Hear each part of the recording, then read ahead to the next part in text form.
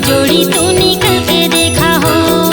सपना मांगे जोगी देवी प्रसाद ला, जाम रौतिन पूरा होई कहिस मन के आसला। मोरो सरी बेटा पावे हो, अंगना मां जोगी नाचे छम्मा छम्मा, ओ जोड़ी तू निकल के देखा हो। नहीं है कोनो अंगना परे हवे सुनना, अमरौतीन तो लका हो गे वो। नहीं है कोनो अंगना परे हवे सुनना, अमरौतीन तो लका हो गे वो। नहीं तो बाजे शंख घंटे ना बाजे मृदंगा, आधा रात के उठ के बैठे का भई गे अचंभा, कैसे का तय वही हो गे वो।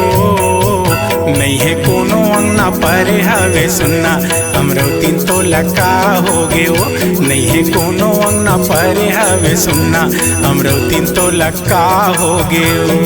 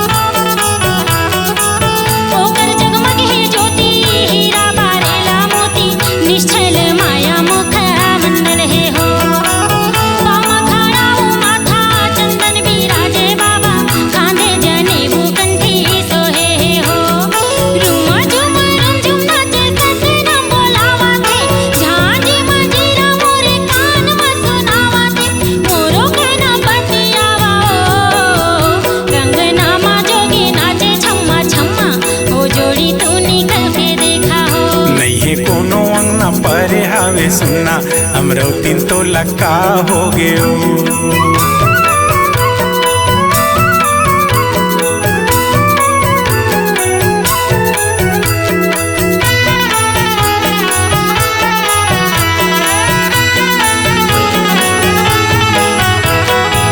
गाँव बस्ती में बही होही हमारे चारी, होही फदिता वो हंसे ही नरे नारी। नहीं बोला झूठे जोड़ी, नहीं तो मारो लाबारी, गरु गरु देह लागे पाँव हो गे भारी।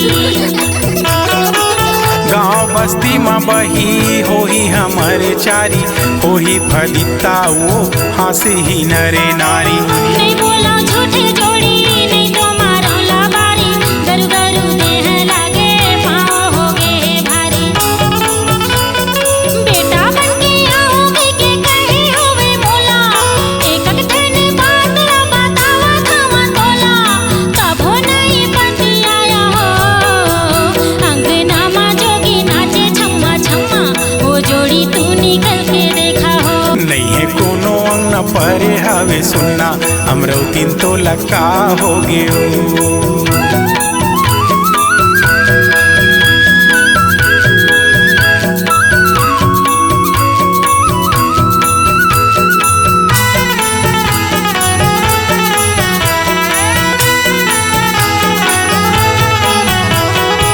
सिर तो कहत हूँ तोला, दर्शन में तरगे चोला, सतपुर ज्ञानी बाबा आए हे वो। सतखोजी रूप धर के आए रही समरौतीन, सबोले ज्ञान बताए हे वो।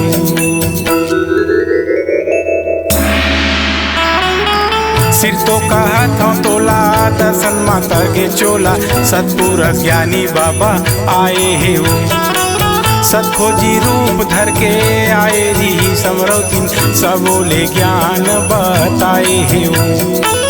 दग दग दग दग चमकत रही से चोला, आखी मूंद आगे मोरे वर्णन करो का तोला, लइका रूप धर घर आए रही सो। अंगना मां जोगी नाचे छम्मा छम्मा, ओ जोड़ी तू निकल के देखा हो। नहीं है कोनो अंगना परे हवे सुनना, अमरौतीन तो लका हो गे वो। सपना मांगे जोगी देवी प्रसाद ला, जाम रौतिन पूरा होई कहिस मन के आसला। मोरो सरी बेटा पावे हो, अंगना मां जोगी नाचे छम्मा छम्मा, ओ परे हवे सुनना अमरौतीन तो लका हो गयो। अंगना माँ जोगी नाचे छम्मा छम्मा, ओ जोड़ी तू निकल के देखा हो। नहीं है कोनो अंगना परे हवे सुनना अमरौतीन तो लका हो गयो।